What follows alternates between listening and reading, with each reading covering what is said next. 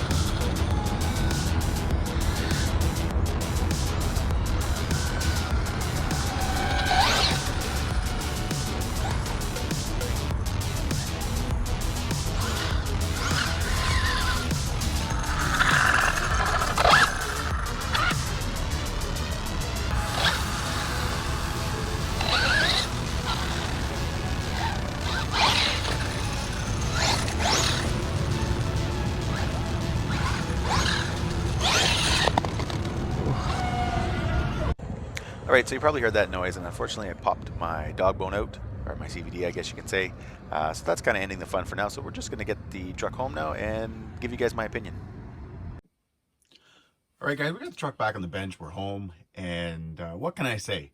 The 1250 kV over the 1650 was a huge improvement, even with that motor only running on 6S. You know, I always found it kind of funny when I was building this truck. I knew obviously I was going to have to upgrade the motor. When I first built the truck and I had the chassis and the towers and some of the hot racing parts on, I did drive it on the 2050 kV, the stock system, and yeah, you can imagine that wasn't fun at all. I then installed the 1650, and I did actually, guys, a couple of runs that I just didn't do videos on. So that 1650 ran a 20-tooth pinion first, then it ran a 19-tooth pinion, then it went down to a 17-tooth pinion, and then I went to go to a 14, and because of my heat sink, I couldn't get my 14th to mesh like in. It was, the motor was just, it couldn't get close enough to the spur. So that's when I was sort of standing down here, and I was in the hobby room, and I was like, oh man, this sucks. Like, now what? You know, do I try to, you know, see if I can get a 15 in there? And I just looked over and I saw the 1250 sitting there from the Kraton 8S, and I thought, you know what? I wonder. And luckily enough, everything's the same. The bolt pattern's the same. It bolts up to the stock mount. So you don't have to worry about that. And it fits. There's clearance. I wasn't able to get the stock heatsink off the Kraton 8S on it, so I'm gonna have to figure out something. But yesterday, when I was out with it, or in this video, guys, that you're seeing right now, I was running it like at least I bet you half an hour, and at one point I checked the temps, and like the motor was nothing. There was no heat coming from the motor at all, hardly anything. The ESC was fine too. And to put that, guys, into perspective, when I was running the Max 6 with the 1650 and I think it was the 19-tooth pinion, I went thermal. The ESC shut off. The motor was like crazy hot. So I can definitely say now, though, that this combo is fun. It's surprising. I didn't, you know, you would think that the 1250 being, you know, obviously it's lower kV, it's more torque, but you'd think that you'd have to run 8S to make it fun, and that was not the case. It was an absolute blast. Again, I'm always amazed because the 1650 is such a huge motor, but it's just, I would have had to keep gearing it down too much to get it to the point where it would have, where I wouldn't have had temp issues, but I think I would have been probably fairly slow. Because like I said, at one point I did go down to the 17th, and I did notice a big difference, obviously, from the 17-tooth pinion to the 20-tooth pinion. But anyways, I've got the 1250 in there now, guys, and I'm liking it. You can definitely see there's tons of power. I don't know if it comes across on video. I didn't have the GPS with us, so we couldn't test for speeds or actually get an accurate speed. But it was fun, and you can see the one backflip where it has so much power. It just instantly flipped. So I'm kind of excited to get this going. I feel like now I'm going to have to obviously spend a little bit more money and update the weak parts. I still never did my B, C, and D block, which I'm going to do. I did, as you can see in part of the video, I don't know if this will come across, but my drive shaft over here, I did bend it. I think you can kind of see there. I did bend it, so that was probably making it a lot easier for it to pop out. So I've got some stuff to do. I'm gonna have to look into things. I saw the GPM has steel CVDs, and they're, I think, 6 millimeter. They're 1 millimeter bigger than the stock. So I don't know. I mean, Arrma, usually their drivetrains are pretty awesome. So I don't know if I want to necessarily go to GPM. I'll do GPM for, you know, nice parts and fancy parts, but I never really think of GPM as being a durable part. But hey, what can I say, guys? You know, this truck has been a really fun build for me. It's, you know, something when I never had plans to build something like this up, you know, with the chassis and the shock towers and all the hot racing parts. It just kind of went that way.